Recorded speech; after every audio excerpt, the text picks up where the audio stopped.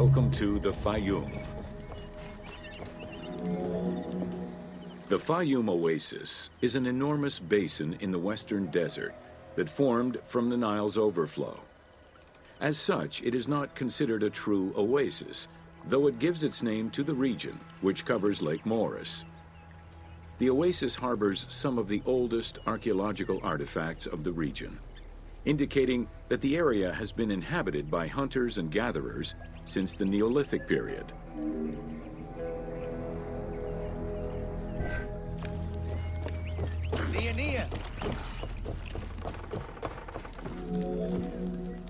The Faiyum Oasis drains into Lake Moeris, which was a large freshwater lake, but at some time became a saltwater lake. In the 12th dynasty, ancient Egyptians redirected the water flow with a dam and dug a supply canal using the lake as their reservoir. Irrigation enabled them to continue growing crops of figs, grapes, and olives year-round.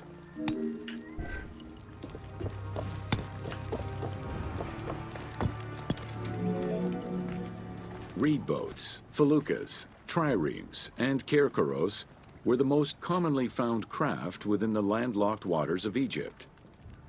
They were used for various purposes, ranging from daily fishing, trade, warfare, and travel, to the ferrying of massive stone blocks used to build the great monuments of Egypt.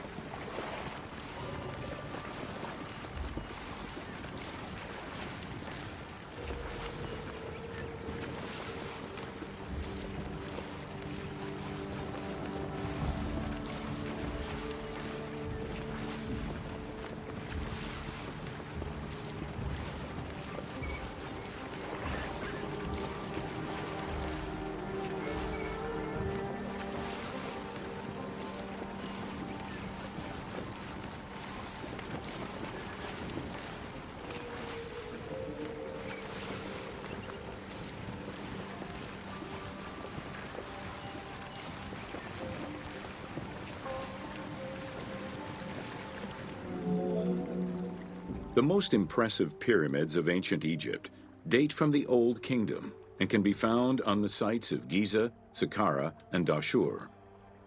However, one particularly famous pyramid of the time is located elsewhere. During the Middle Kingdom, some pharaohs chose the Faiyum as their final resting place. One such ruler was Amenemhat III. His pyramid left a mark on the imagination of antique chroniclers. They refer to it as the Labyrinth, mostly due to the vast mortuary temple complex at the foot of the pyramid. Herodotus mentioned that he had visited 12 courts and over 3,000 of its chambers. But he was also well known for being prone to hyperbole.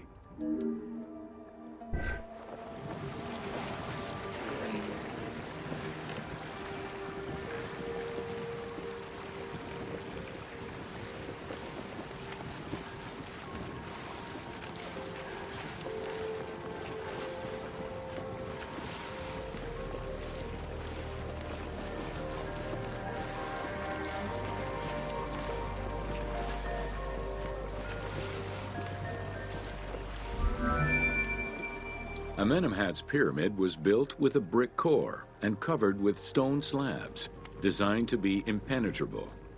The burial chamber, made out of a single block of sandstone, is unique in its design.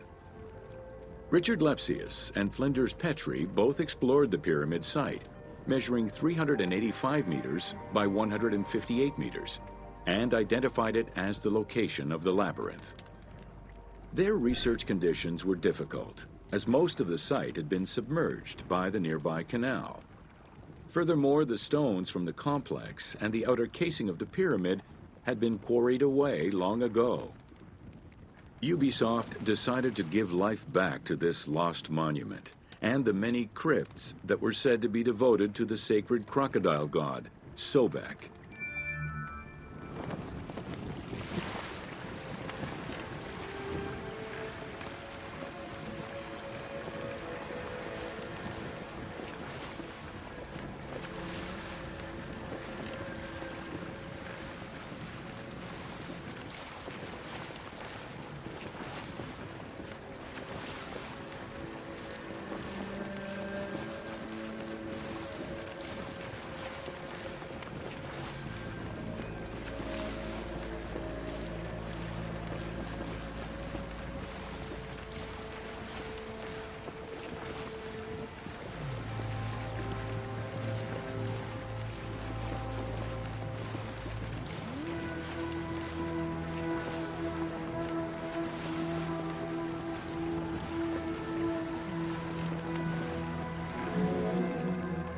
Founded during the 5th dynasty, the site was popular during the 12th dynasty under the name of Shedet.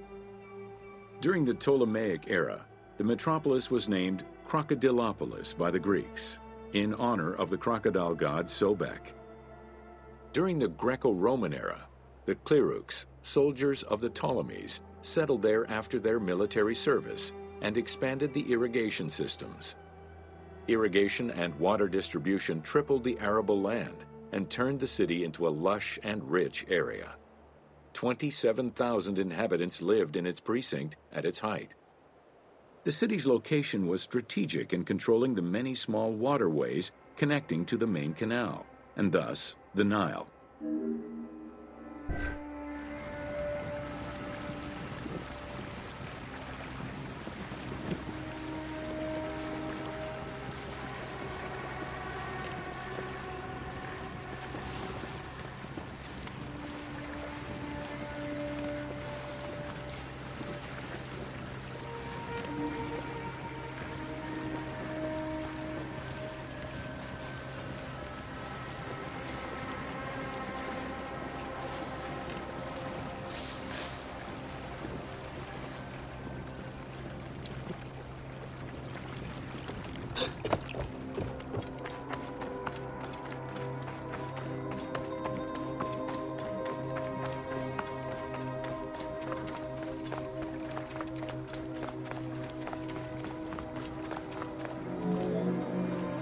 The region's main cult was that of Sobek of Shedet, a divinity associated with water and fertility, both very important to an area that depended on irrigation. Many local villages had the title Town of Sobek added to their official designations. During festivals, ancient Egyptians recited hymns to Sobek, asking for his divine intervention. Greek settlers and later Romans would help the Temple of Sobek's economy to flourish by adopting the local embalming mortuary rites. Their sarcophagi were beautifully painted and adorned with amazingly realistic portraits.